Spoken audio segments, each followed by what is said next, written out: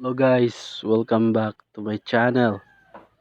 So guys, ito guys, mayroon tayong heater ngayon guys. So guys, nagawa na natin ito guys. Sa previous video natin guys, ginawa na natin ito. So doon sa previous video, sinabi natin na magpapainit tayo ng tubig gamit ang ah,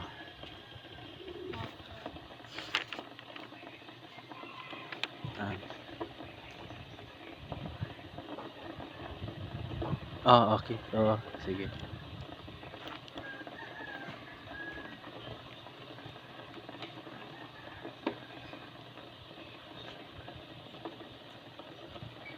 So guys,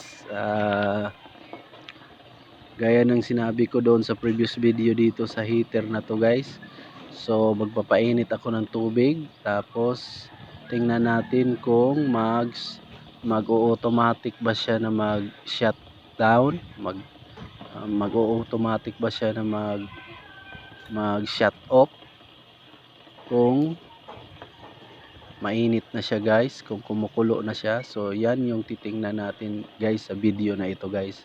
So guys, kung hindi mo pa napanood ang video natin dito sa heater na to, kung paano natin ito inayos, walang power, anong dahilan, bakit walang power.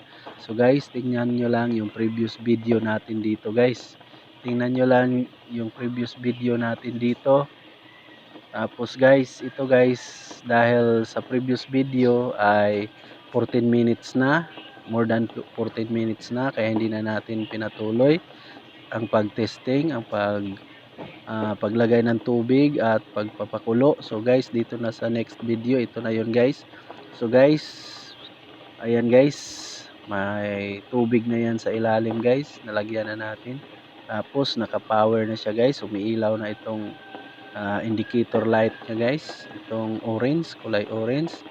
So red orange, yan guys, nakailaw na yan guys. It means to say na uminit na siya guys. So mayroon na siyang resistance, mayroon ng continuity papunta doon sa heating element. Okay? So guys, nung inayos natin ito, walang resistance reading yung heating element niya. So guys, ang problema pala ay doon lang sa switch. May natunaw doon sa may switch dahil sa init, natunaw siya, kaya pinalitan natin, kumuha tayo ng iba at ipinalit natin sa kanya. Okay guys, so tingnan natin guys kung mag-o-off ba siya kapag kumukulo na ang tubig. Tingnan natin kung yung metal switch na sa ilalim ay mag-o-automatic off ba siya.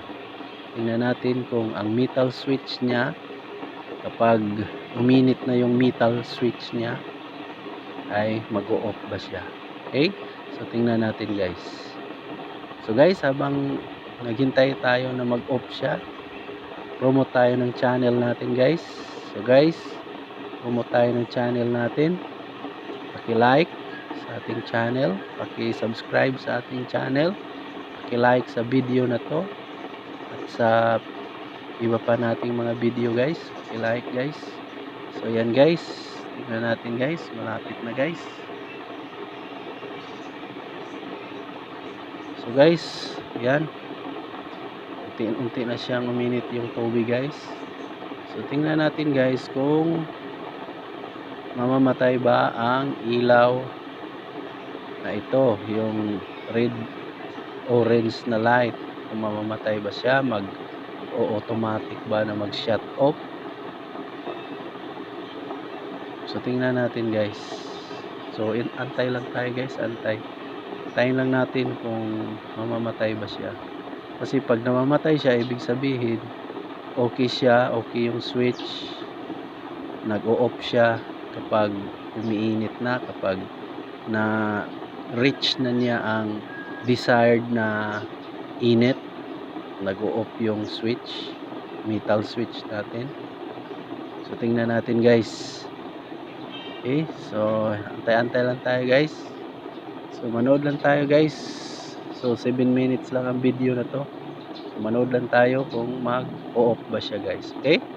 So guys, promote ulit tayo ng channel. Paki-like sa ating video, paki-subscribe na rin sa ating channel. So maraming salamat guys. Maraming salamat sa panonood. So mga mahilig mag-DIY, para sa atin ito lahat guys. Okay? So manood kayo sa previous video dito guys. Sa heater na to guys, paano natin nagawan pa ng paraan ito para magamit muli. Okay guys. So yan guys, kumukulo na siya guys. So tingnan natin guys kung mag-o-off ba siya guys. Okay?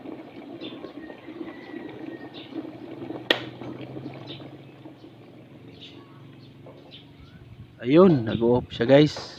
So nag-o-off siya, ibig sabihin yung metal switch niya sa ilalim ay uminit na siya, uminit na. Yung init niya ay sapat na para ang switch sa ilalim ay bumaliktad, dahil ang metal doon ay babaliktad at automatic na mag-o-off siya guys. Okay, so yan guys. Ayan guys. So yan na guys. So guys, maraming salamat sa panonood.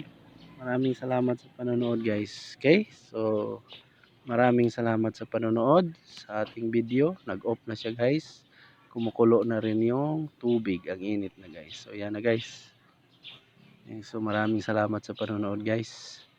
So guys, see you sa next vlog. Maraming salamat. Yan, nag-off na siya guys. So maraming salamat guys. Okay? So maraming salamat guys.